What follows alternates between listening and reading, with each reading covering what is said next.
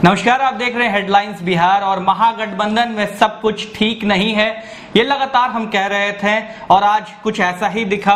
CPIML महागठबंधन से अलग हो गई, यानी दीपांकर भट्टाचार्य ने अपने राहें अलग कर ली है, तेजस्वी यादव का साथ छोड़ दिया है और साथ में 5 सीटों से चुनाव लड़ने का ऐलान कर दिया है। और वो 5 सीटें हैं आरा, सिवान, पाटलिपुत्र, जहानाबाद और काराकाट। तो इन 5 जगह पे चुनाव लड़ेगी सीपीआईएमएल इंडिपेंडेंट। और इस पूरी जानकारी आपको देंगे हमारे सहयोगी अमित, जो विश्लेषण के एक्सपर्ट हैं। तो अमित, क्या लगता है जो बात हम कह रहे थे वो सच हो गई आज कि सीपीआईएमएल आज अलग हो गई? देखिए, यह स्वाभाविक था कि यह होना ही था, इसको कोई रोक नहीं सकता था। जब आप एक नई नवेली पार्टी, विकासशील इंसान पार्टी को जानता नहीं है, बिहार में नहीं, आमतौर पर लोग नहीं जानते होंगे, सनम अल्लाह को थोड़ा बहुत लोग जानते होंगे, उनकी पार्टी को तो शायद ही कोई जानता होगा।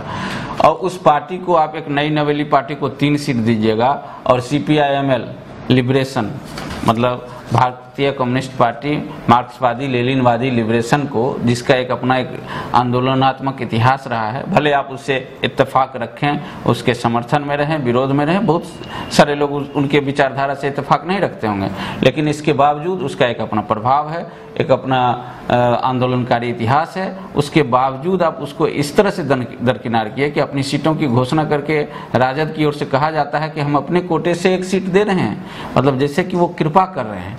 जो पार्टी इतने दिनों से संघर्ष में हो, जिसका अपना एक सांगठनिक वजूद हो, उस पार्टी को आप कहते हैं कि आप 1 सीट लेके संतुष्ट हो जाइए, तो ये कैसे संभव तो था ही नहीं।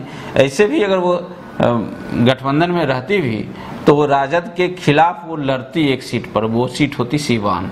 सीवान न राजद एमएल के लिए छोड़ती, न एमएल राजद के लिए वो सीट छोड़ सकती थी, क्योंकि वह सीट जो है वहाँ एमएल की लड़ाई सीधे शहाबुद्दीन से होती है और शहाबुद्दीन वहाँ राजद की रीढ़ है। राजद शहाबुद्दीन को दरकिनार करके वहाँ चुनाव नहीं लड़ सकती थी, तो वहाँ शहाबुद्दीन की पत्नी को चुनावी टिकट देना राजद की मजबूरी है और या उनके परिजन को, और उसके मुकाबले एमएल का चुनाव लड़ना भी तय था, तो एक दोस्ताना मुकाबला हो सकता था। लेकिन अब जो परिस्थिति उत्पन्न हुई है उसमें एमएल के पास जब विकासशील इंसान पार्टी को 3 सीट मिलेगा, मांझी जी को 3 सीट मिलेगा, आरएलएसपी को 5 सीट मिलेगा, तो उस परिस्थिति में वो कैसे चुप रह सकते? नुकसान कितना होगा? तो उन्होंने 5 सीटें मांगी, 5 सीटें अपनी ओर से घोषित कर दी है, वो 5 सीट पर लड़ेंगे। और इसका नुकसान, क्योंकि यह कमोबेश इन सभी सीटों पर एक मूल्यांकन करेंगे तो पाएंगे कि 40 से 50 हजार, मैक्सिमम 1 लाख तक वोट वह अपने पाले में लेते हैं।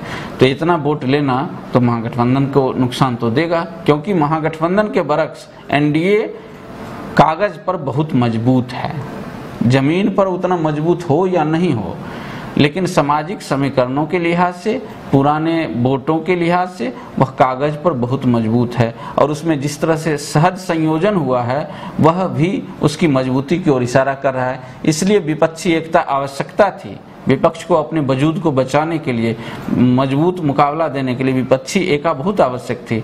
और इसके लिए आपको माले को भी विश्वास में लेना चाहिए था, और राजद ने इस मामले में माले के साथ सीधे जिम्मेदार हम ये मान सकते हैं कि तेजस्वी यादव जो नेतृत्व कर रहे थे वो फेल दिख रहे हैं। इलेक्शन से पहले टूट रहा है। आप ये गौर करें कि आरा सीट वह देने के लिए तैयार हैं, जो जहां से राजू यादव 98,000 वोट लाए थे।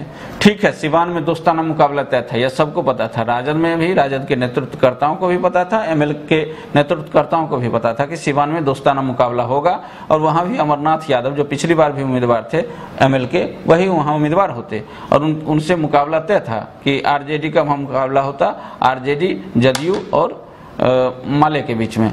लेकिन ये अब 3 सीटें हैं जो आप देख लीजिए। पाटलिपुत्र में पिछली बार 51,000 रामेश्वर जी को वोट आया था, रामेश्वर प्रसाद वहां से उम्मीदवार थे, जो पूर्व सांसद भी हैं।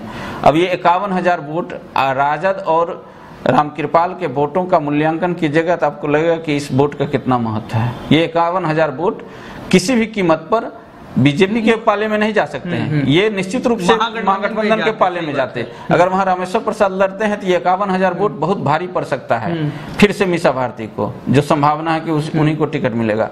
जहानाबाद में आप देख लीजिए कि रामाधार सिंह लड़े थे, उनको लगभग 34-35 हजार वोट आया था। अब ये 34 हजार वोट बहुत भारी पड़ सकता है आरजेडी को, यह समझना होगा, क्योंकि जदयू ने वहां एक रणनीतिक तौर पर एक अति पिछड़ा उम्मीदवार को मैदान में उतार दिया है, तो उसको टैकल करना बहुत आवश्यक है। अब आपको देख लीजिए, काराकाट में राजा राम सिंह को 32,000-33,000 वोट आया था। अब वहां जो परिस्थिति अब उत्पन्न होगी, दो बड़े कुशवाहा लीडर आमने सामने होंगे, वहां माले का यह वोट बहुत मायने रखेगा। उपेंद्र कुशवाहा की जीत के लिए और महाबली सिंह की हार के लिए अगर महागठबंधन की यह ख्वाहिश है तो यह वोट बहुत मायने रखेगा। अगर यह वोट माले ले लेती है तो यह भारी पड़ेगा महागठबंधन को। तो पूरी जानकारी आपको हमने दी कि किस तरीके से CPI-ML आज अलग हो गई, और हमारे एक्सपर्ट, हमारे विश्लेषण ने में बताया हमने आपको कि किस तरीके से ये जो वोट हैं, जो करीबन 50,000 से ऊपर ये तमाम पार्टी जो CPI-ML के कैंडिडेट से वोट लाया करते हैं, ये कितना भारी पड़ सकता है 2019 के लोकसभा चुनाव में, और खासकर NDA, खासकर महागठबंधन को, क्योंकि महागठबंधन का ही हिस्सा थी CPI-ML, मगर अब नहीं है। तो देखने वाली बात यह होगी 2019 में क्या मुकाबला दिखता है। बहरहाल आप बने रहिए हेडलाइंस बिहार के साथ। खबर अच्छी लगे तो हमें कमेंट बॉक्स में कमेंट करके जरूर बताइए, वीडियो को लाइक कीजिए और हेडलाइंस बिहार को सब्सक्राइब करना मत भूलिए।